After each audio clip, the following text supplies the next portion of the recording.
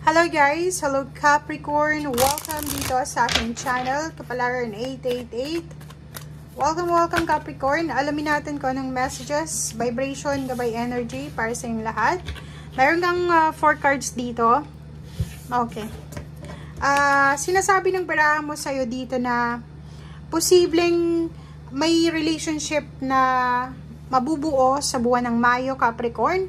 Or kung may mga issues kayo regarding sa relationship, hindi kayo masyadong magkaunawaan, or may mga issues kayong kailangan na isettle, ngayong Mayo na to ay posibleng maayos nyo to. So, harmonious, wala namang issues dito sa relationship nyo. Okay? Pwedeng may mga pagkukulang ka or pagkukulang yung karelasyon mo, ang posibleng ma-settle nyo ngayong buwan ng Mayo.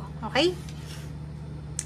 Next card is posibleng makatanggap ka ng emergency meeting siya. Pwedeng emergency meeting sa company, emergency na email, or Capricorn, kung ano man siya. So, hindi inaasahang tawag galing sa Pilipinas kung nasa ibang bansa ka. Hindi inaasahang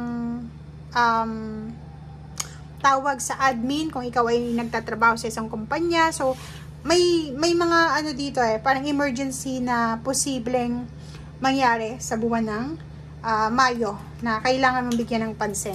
Okay? Meron din na hindi inaasahang pagkikita, reunion, family reunion, or posibleng school reunion, or kung ano man siya na pagkikita. Or mga encounter siya. Pwedeng magkita kayo ng ex mo, or ng kaibigan mo, or kung ano pa man, or kung sino pa man. Okay. Sa buwan ng Mayo, ikaw ay sobrang swerte.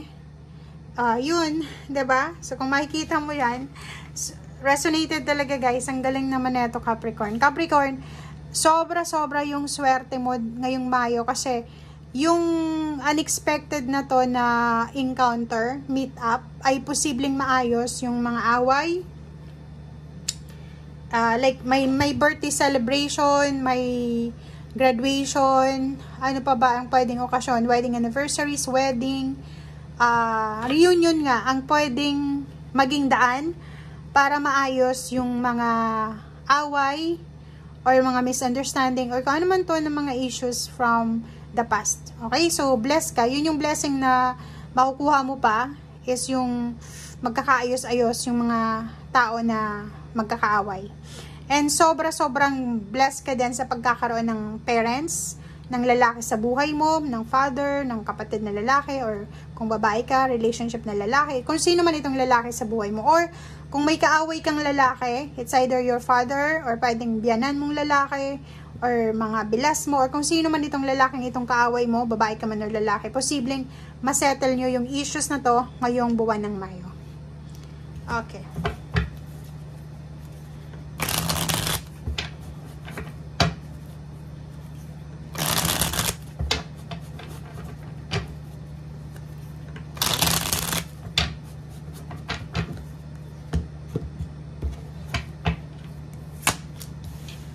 Wow. So, yun, diba? Resonated siya. So, yun. Mahahanap mo yung liwanag, mahahanap mo yung clarity, mahahanap mo yung freedom ngayong buwan ng Mayo. So, if yung tungkol nga to sa mga relationship issues na, for example, mga magpapamilya na nag-aaway-away, mga anak na kaaway yung magulang nila, mga magkakapatid na nag-aaway-away, or kung sino man itong ka-misunderstanding mo, posibleng mahanap nyo yung solusyon, mahanap nyo yung freedom, makakaalis na kayo sa sama ng loob, or posibleng, yun, may reconciliation, mariresolve na yung mga issues, mariresolve na yung mga dahilan ng mga pag-aaway. Okay?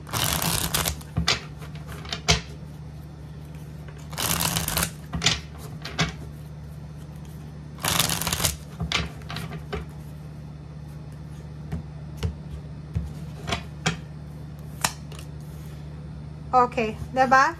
So, meron ditong Queen of Wands and meron din na King of Wands. So, sinasabi na napaka-strong ng independence and freedom na mararamdaman mo ngayong buwan ng Mayo.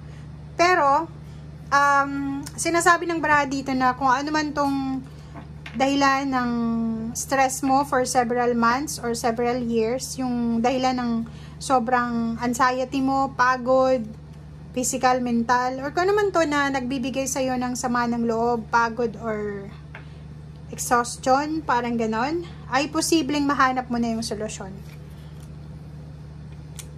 Nakikita ko rin sa'yo dito na lahat ng pinagpapaguran mo ay iipunin mo. 'Di ba? So, financial freedom naman yung focus mo dito. 'Di ba? So, nakikita mo na may paraan para makaipon ka ng pera. And simula ngayong Mayo, gagawin mo ang lahat para lahat ng kinikita mo, lahat ng papasok sa bulsa mo ay siguradong nakasave siya. Okay, 'di ba? So sobrang desidido ka na. Decided, determinado, passionate, excited ka na makapag-ipon ng pera. Hindi mo sasayangin lahat ng pagod mo. Parang yun yung sinasabi mo sa ngayon. Nakikita natin na yung iba is papasok sa bagong trabaho, bagong negosyo, bagong source ng income. And double confirmation yung Queen of Wands. Sobrang motivated ka, sobrang willing kang gawin lahat.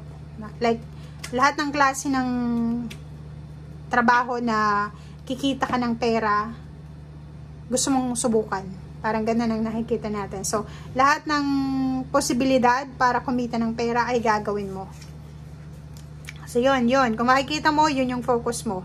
Ang focus mo dito is yun. Ang focus mo is makaalis ka sa problema financial.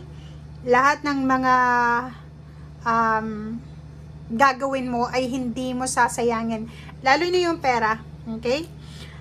Nakikita ko sir dito ang daming good news, ang daming balita na posibleng hindi ka naman involved pero sinasabi ng barahan na umiwas ka. Pwedeng may mga mababalitaan kang nag-aaway-away, may mga mababalitaan kang nagdidiskusyon or mga chismisan or kaano pa man.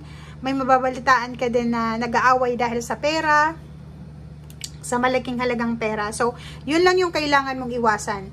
For example, sa pamilya, kung may pinag-aawayan silang lupa, bahay, inheritance, or kung ano pa man, umiwas ka. Okay?